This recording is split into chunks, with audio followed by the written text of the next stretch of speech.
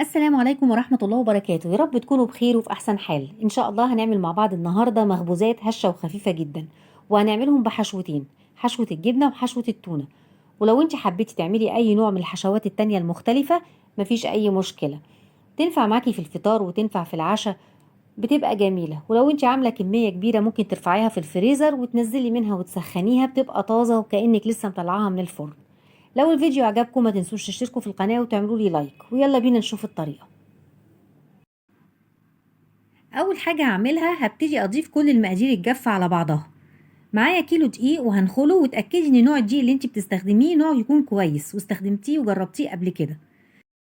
وهاتي الدقيق اللي هو متعدد الاغراض. بعد ما نخلت الدقيق هبتدي اضيف له معلقتين كبار سكر، لان السكر ده اللي بينشط مفعول الخميره الفوريه، ومعلقه صغيره ملح، ومعلقه صغيره بيكنج باودر، ومعلقه كبيره ونص خميره فوريه، ومعلقتين كبار سمسم محمص. انا بحب اضيف السمسم في المخبوزات علشان القيمه الغذائيه بتاعت السمسم. وهقلب كل المقادير الجافه مع بعض، وبعد كده اعمل تجويف وانزل بنص كوبايه زبادي.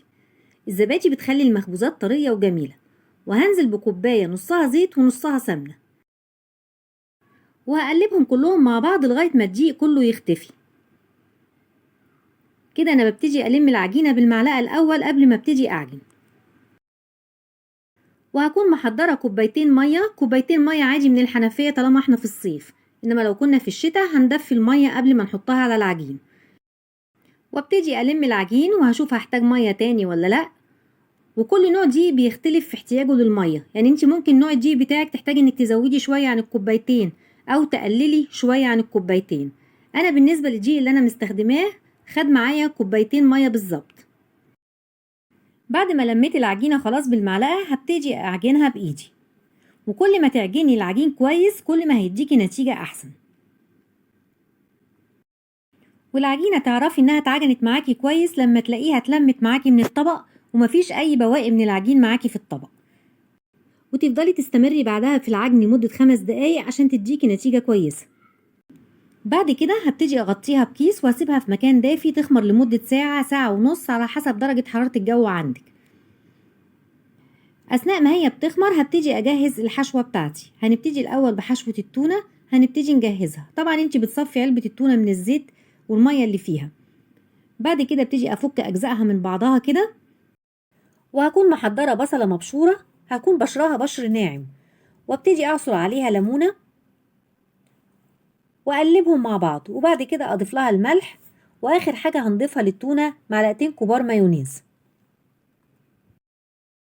وهنقلبهم كلهم مع بعض. وبكده حشوه التونه بقت جاهزه. هنبتدي نجهز الحشوه التانية اللي هي حشوه الجبنه. هستعمل جبنه براميلي بالشطه. ممكن تستعملي الجبنه الاسطنبولي وممكن تستعملي الجبنه الملح الخفيف، بس انا بحب في المخبوزات استعمل الجبنه اللي ملحها زياده شويه. بعد كده هضيف لها شويه زيت زيتون ونص معلقه صغيره زعتر، وهكون مقطعه فلفل رومي مقطعه مكعبات صغيره وهضيفهم للجبنه، واقلبهم كلهم مع بعض. وبكده الحشوه التانية بقت جاهزه معايا. العجينه خلاص خمرت، شايفين حجمها زاد ازاي في الطبق. هبتدي اشيل الكيس وهبتدي اخرج الهواء منها. هعجنها شويه كده عشان كل الهواء يخرج. بعد كده هبتدي امسك العجين واقسمه نصين، وهشيل جزء في طبق واغطيه بكيس عشان الوش بتاعه ما ينشفش. وهبتدي اشتغل في الجزء الاولاني. هبتدي اقطعه كلها كور صغيرة، وزن الكورة تقريبا 70 جرام. بعد ما هقطعها هبتدي الم كل كورة بالشكل اللي انتوا شايفينه دوت. وهعمل كل كمية العجين بنفس الطريقة. وده الشكل اللي احنا هنعمله مع بعض. وهكون محضرة صاج وحاطة فيه ورق زبدة ودهناه بالزيت.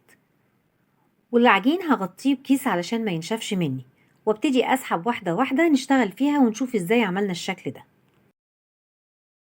هنشتغل مع بعض. اول واحدة هبتدي ابططها بايدي كده علشان اخرج كل الهواء منها. بعد كده بالنشابة ابتدي افردها على شكل مستطيل ويبقى سمكها رفيع. وهبدأ في توزيع التونة عليها. باخد معلقة كبيرة من التونة وابتدي اوزعها عليها وافردها كده. بس اهم حاجة ان انا اسيب الاحراف ما اجيبش فيها تونة، علشان بالطريقة دي هنقفلها. شايفين ازاي بلفها واقوم ضغطة من الجناب عشان قافلة الجناب. وانتي بتلفيها خليها مهوية شوية كده علشان التونة تبقى واخدة راحتها جوه العجين. هقفل الاطراف كويس والمهم مع بعض. شايفين شكلها عامل ازاي؟ وهبتدي اتني الناحيتين على بعض.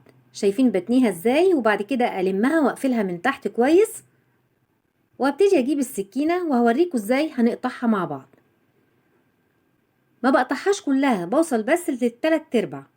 مجرد ما بفتحها تلات ارباعها ابتدي افردها كده وافتحها، وكده الشكل ده النهائي بتاع العجين. شايفين عامل شكلها ازاي؟ هبتدي احطها في الصينية ونبتدي ناخد واحدة تانية عشان تشوفوا الطريقة بتاعتها كويس. يبقى زي ما قلنا مع بعض هنبططها الاول عشان نخرج الهواء منها، وبعد كده بالنشابة افردها على شكل مستطيل. العجينة علشان مقاديرها مظبوطة معاكي فالعجينة بتتفرد معاكي بسهولة. بعد كده هبتدي اوزع عليها التونة، وزي ما قلتلكوا ان احنا مش هنجيب على الاطراف تونة، لان لو جه على الاطراف تونة وجيتي تقفليها مش هتقفل معاكي. وهبتدي الف العجين. تابعي معايا شوفي ازاي انا بلفها. بضغط من الجناب وبتبقى من النص مهوية شوية العجينة علشان ما تبقاش ضغطة التونة جامد. شايفة ازاي بلفها؟ انا مرضيتش اسرع فيها الجزء ده علشان تتابعي معايا ازاي طريقة اللف. بعد خلاص ما لفتها كلها ابتدي اضغط على الاطراف بتاعتها علشان العجين يمسك مع بعضه.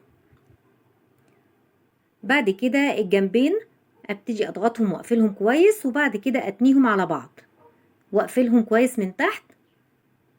بعد ابططها تبطيطه صغيره كده، وبالسكينه ابتدي اقطع تلات ارباع، يعني هنسيبها ممسوكه مع بعض من الجزء اللي تحت. شايفين فتحتها ازاي؟ بعد كده بتبتدي تفرديها، وكده بقت جاهزه معاكي. هنحطها في الصينيه وهتعملي كل الكميه بنفس الطريقه. بعد ما خلصت الجزء الاولاني هبتدي اشتغل في الجزء التاني اللي هنحشيه بحشوه الجبنه. هقطعه كور صغيره 70 جرام تقريبا، وهلم العجين بالشكل اللي انتوا شايفينه، وهقطع كل كميه العجين بنفس الطريقه. بعد ما قطعت العجين هبتدي اغطيه بكيس وابتدي اسحب واحده واحده اشتغل فيها. هبططها الاول واطلع الهواء منها، وبعد كده هفردها بالنشابه. بس المره دي هنحط حشوه الجبنه. في الحشو بالنسبه للجبن انا بحب استعمل الجبنه الملحها زياده شويه، زي الجبنه الاسطنبولي والبراميلي، لان هي بتديكي طعم حلو في المخبوزات، وحتى بريحتها في التسويه بتبقى تحفه. لكن الملح خفيف تحسي ان طعم الجبنه مش باين ولا ظاهر فيها قوي. بس طبعا اللي يحب الملح الخفيف يستخدمها ويتبع نفس الخطوات ديت. خلاص بعد ما عملناها وقطعناها شايفين شكل الفلفل الرومي فيها حلو ازاي؟ ايوه، ونحطها برضو في الصينيه. هعمل معاكم واحده كمان اخيره. هبططها واطلع الهواء منها وافردها بالنشابه ويبقى سمكها رفيع، وابتدي اوزع فيها الجبنه، واخلي بالي ان مفيش جبنه تيجي على الاحراف، علشان لو جت الجبنه على الاحراف مش هتلزق، مش هتعرفي تقفلي العجينه كويس. وهنعمل الكميه كلها بنفس الطريقه. بعد ما خلصت الكميه كلها هجيب بيضه واحط عليها شويه فلفل اسود عشان زفرت البيض، وهضربهم مع بعض، وبعد كده هضيف شويه لبن صغيرين. اللبن بيخفف لي بياض البيض، ما يبقاش جامد وماسك في بعضه. وبعد كده هضربهم تاني، اخلطهم كلهم مع بعض، وابتدي ادهن كل المخبوزات بالبيض اللي احنا عاملينه، عشان لما تيجي تسويه يطلع وشه محمر وجميل. وهكون مولعه الفرن، علشان الفرن لازم يكون سخن كويس. بالنسبه للمخبوزات، المخبوزات بتحب ان الفرن يكون سخن كويس ودرجه الحراره تكون عاليه. هدهن كل الكميه كده بالبيض، ودرجه حراره الفرن هتكون على درجه 200. بعد ما دهنت الكميه كلها بالبيض هبتدي اوزع فوق من التونه فلفل رومي متقطع مكعبات صغيره. وبالنسبه لمخبوزات الجبنه هبتدي اوزع عليها زيتون مخلي متقطع قطع صغيره، وهضيف زيتون مخلي برضو للتونه هيديها طعم جميل. وبكده خلاص الصواني جاهزه انها تدخل الفرن. هندخلها الفرن وهنشوف شكلها بعد ما تطلع. وده شكل المخبوزات بعد ما استوت وطلعت من الفرن. ريحتها جميله جدا جدا جدا.